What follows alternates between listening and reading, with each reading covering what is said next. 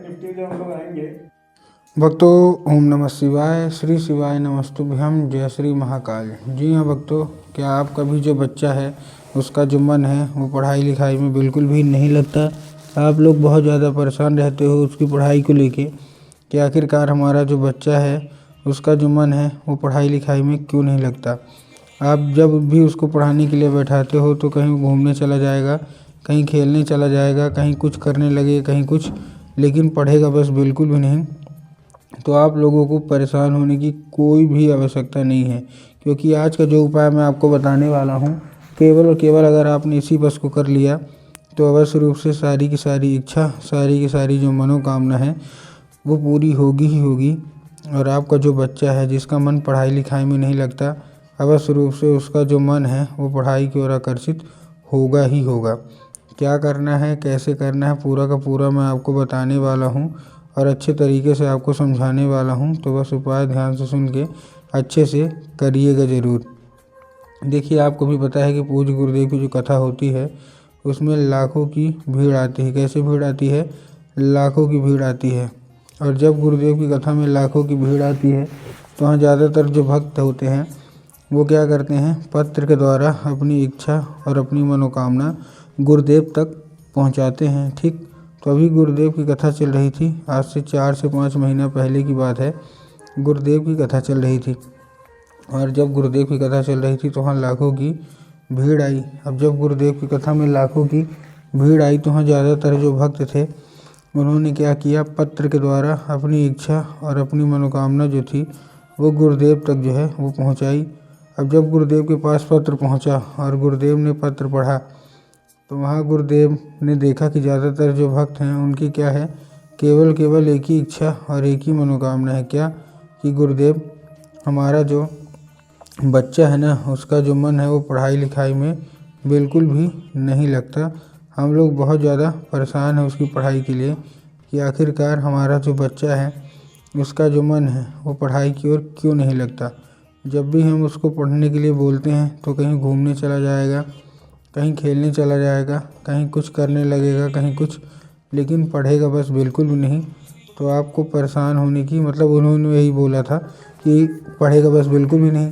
हमने बहुत अच्छी उसको स्कूल में डाल के रखा है, बहुत अच्छा कोचिंग ट्यूशन दे रहे हैं, हर एक तरह की सुख सुविधा भी दे रहे हैं, लेकिन फिर भी जब बात पढ़ाई की आती है तो हमारा बच्चा मतलब कुछ दूसरा ही करने लगता है, पढ़ता बस बिल्कुल भी नहीं है। कृपया करके कोई उपाय बता दें ताकि हमारा जो बच्चा है वो अच्छे तरीके से पढ़े।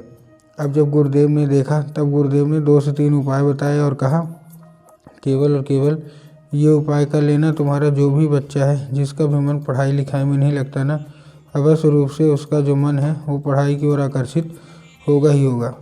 अब जब गुरुदेव ने उपाय बताया तो लोगों ने जा जाके इस उपाय को घर में करना शुरू कर दिया। अब जैसे ही लोगों ने जा के इस उपाय को घर में करना शुरू कर दिया, वही लोग गुरुदेव की कथा में मात्र 1 से 1.5 महीने के बाद वापस आए।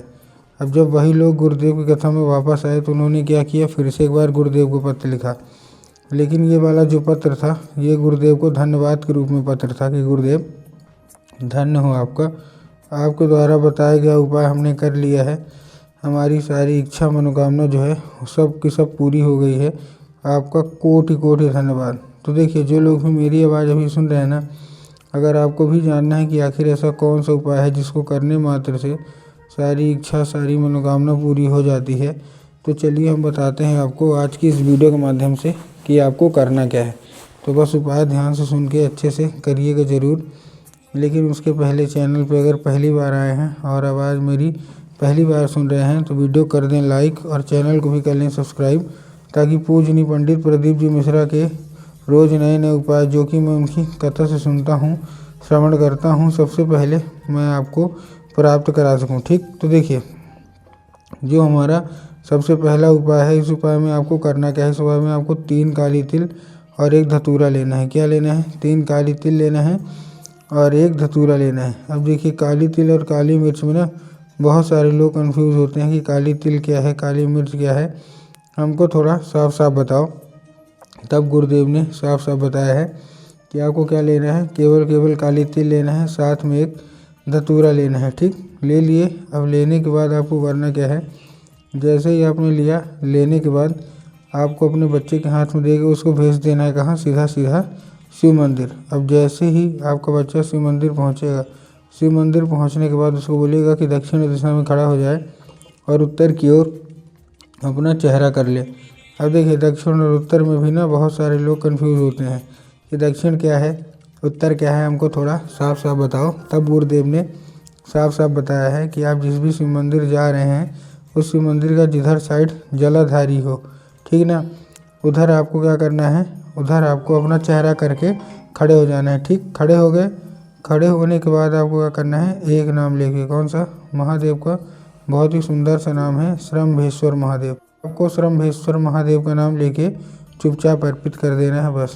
पूज्य गुरुदेव कहते हैं कि अगर आपके बच्चे ने श्रम्भेश्वर महादेव का नाम लेके ये उपाय कर दिया तो अवश्य रूप से आप देखेंगे कि सारी इच्छा मनोकामना जो है वो पूरी होंगी ही होंगी। ठीक, ये तो था हमारा कौन सा, ये था हमारा पहला उपाय। अब हम चलते हैं अपने दूसरे उपाय की ओर।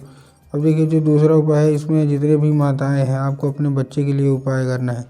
इस उपाय को करने के लिए आपको सबसे सिंपल सा चाहिए क्या, सबसे सिंपल सा आपको एक लाल फूल चाहिए और लाल फूल के साथ साथ आपको और क्या लेना है, आपको माता सरस्वती की फ़ोटो या मूर्ति होना अति अनिवार्य है आपके घर में। अगर आपके घर में माता सरस्वती की फ़ोटो या मूर्ति है तब तो अच्छी बात है, लेकिन अगर आपके घर में माता सरस्वती की फ़ोटो या मूर्ति नहीं है तो आपको बाज़ार जाना है, माता सरस्वती की फ़ोटो या मूर्ति लाना है, घर में उनको स्थान दे देना है। ठीक, दे दिया, स्थान देने के बाद शाम के वक्त में जब भी आपके घर में पूजा पाठ हो, आपको जो लाल फूल है वो क्या करना है, माता सरस्वती को वो क्या करना है, आपको अर्पित करना है। और माता सरस्वती को अर्पित करने के बाद उसको औषधि के रूप में मांगना है कि माता कृपया करके हमको इसको औषधि के रूप में प्रदान करिए। हमारा जो मतलब बच्चा है ना, उसका जो मन है वो पढ़ाई लिखाई में नहीं लगता, कृपया करके कोई उपाय बता दें।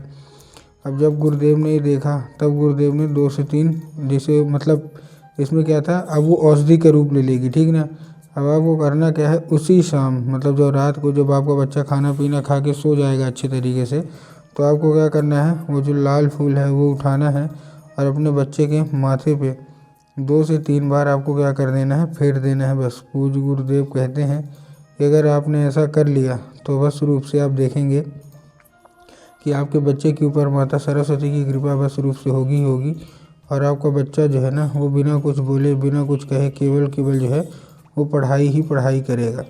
ठीक, ये तो था दूसरा उपाय। अब हम चलते हैं अपने तीसरे और आखिरी उपाय की ओर।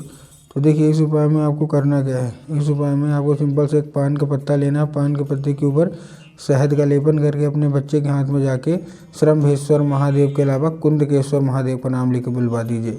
1 से 1.5 महीने के अंदर आपका बच्चा अवश्य रूप से पढ़ाई की ओर आकर्षित होगा ही होगा।